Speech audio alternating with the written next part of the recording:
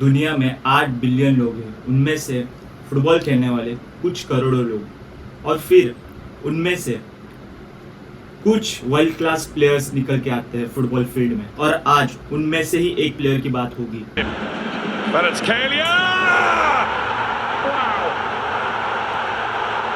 Kvaratskhelia does not miss! एक player जो ऐसी जगह से आया है जिसकी पॉपुलेशन 40 लाख है। हमारे लोकल ट्रेन में इतनी पॉपुलेशन होती है रोज, एक ट्रेन में बोरीवली से विरार, ये एक ट्रेन में इतनी ज़्यादा पॉपुलेशन होती है 40 लाख। ऐसा प्लेयर निकल के आना ये दुनिया के लिए एक बहुत बड़ी सीख है कि आप मैटर नहीं करता कि आप कहाँ से भी हो, लेकिन आपका स्ट्रगल, आपकी हार्डवर्क ये बता देती है कि आप जहाँ से भी हो वो मैटर नहीं करता, आप में बस लगन होनी चाहिए करने की। भले ही उसका नाम थोड़ा बोलने में डिफ़िकल्ट है, बट वी ऑल नो कि ये नाम कितना भी डिफ़िकल्ट हो, उसका नाम नहीं उसका काम बोलता है। पविचा क्वारात्स्केलिया, ये नाम बोलने में जितना डिफ़िकल्ट है उतना ही डिफेंडर्स को इसको डिफेंड करना उतना ही मुश्किल है। इस नाम ने डिफेंडर्स की नींद उड़ा दी है, वो भी लगातार जब से ये फुटबॉल फील्ड में आया है। 12 फेब 2001 जॉर्जिया, घर में बाप फुटबॉलर, मतलब घर में क्या होता था, डिनर टेबल पे भी फुटबॉल की बातें, लेकिन हालात गरीब थे, पर टैलेंट जरूर था। उसके पापा को भी उस पर यकीन था कि उसका बेटा एक बहुत बड़ा फुटबॉलर बन सकता है अगर वो हार्डवर्क करे। देखो, टैलेंट दरवाजा खोल देता है, मेहनत अंदर ले जाती है। सिर्फ 16 साल में प्रोफेशनल डेब्यूट, लेकिन कॉन्ट्रैक्ट डिस्प्यूट हुआ और वो वहां से निकल गया। तो बहुत लोग इस पॉइंट पे ना डिसअपॉइंट हो जाएंगे कि मेरा कॉन्ट्रैक्ट रिन्यू नहीं हुआ, शायद वो सेल्फ डाउट में आ जाते हैं कि शायद मैं उतना केपेबल नहीं हूँ। But not this guy. Kvaratskhelia ने क्या किया, वो गया रुस्तावी, एक स्मॉल क्लब, उसने वहां भी परफॉर्म किया, इतना कि गार्डियन ने उसे दुनिया के टॉप 60 यंग प्लेयर्स में रखा 17 साल के एज में। 17 साल के एज में तो हम ज़्यादातर क्या करते हैं, गाइडेंस लेते हैं कि कॉमर्स लेना चाहिए या साइंस। वो फुटबॉल करियर लिख रहा था। फिर रशिया गया, नया जगह नया माहौल, वहां पे भी वो लगातार 2 साल अच्छा परफॉर्म किया, इतना अच्छा कि रशियन प्रीमियर लीग का यंग प्लेयर का अवार्ड उसे मिला, वो भी बैक टू बैक। भाई डिफेंडर्स का क्या हाल होता होगा आप सोचो। एक डिफेंडर ने इंटरव्यू में ये बोला उसके खिलाफ, मैं उसे राइट से रोकने की कोशिश करता था तो वो लेफ्ट जाता था। भाई उसने डिफेंडर्स की नींदें उड़ा दी थी उस समय 17 साल की एज में।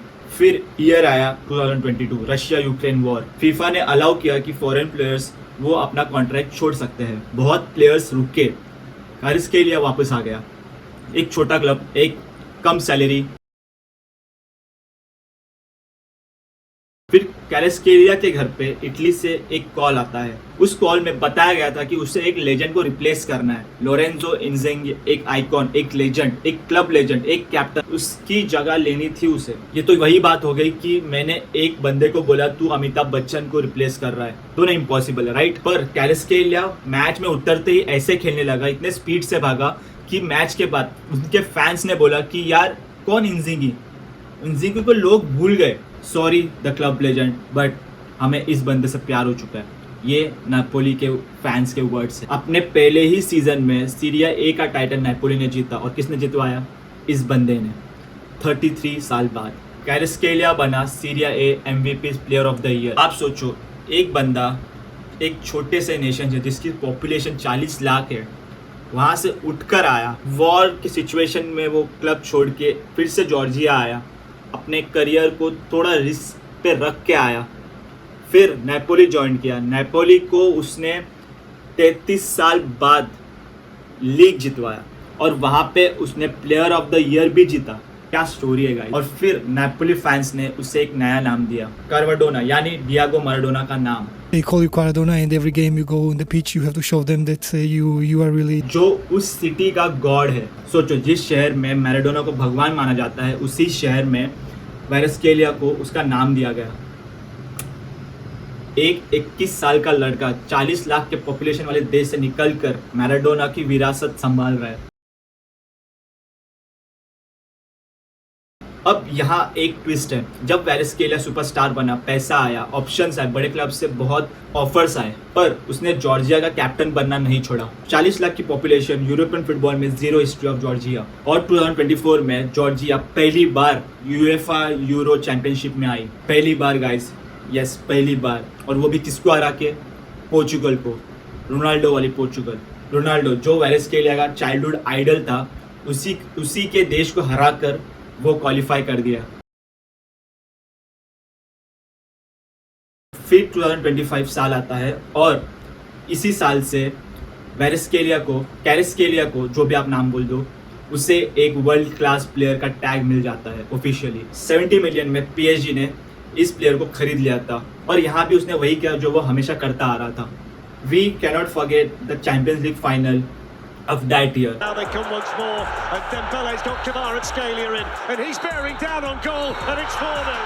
Player from Georgia scores a goal, and Paris Saint-Germain are romping to a Champions League win in Munich. PSG versus Inter Milan, the score that outclassed every Champions League final जो कि उससे पहले हुआ था। 5-0, वो भी एक ऐसे डिफेंस के सामने जो उस साल बहुत डिसिप्लिन मानी जाती थी। चैंपियंस लीग फाइनल में कैरेस्केलिया ने गोल मारा, वो भी 25 साल की उम्र में।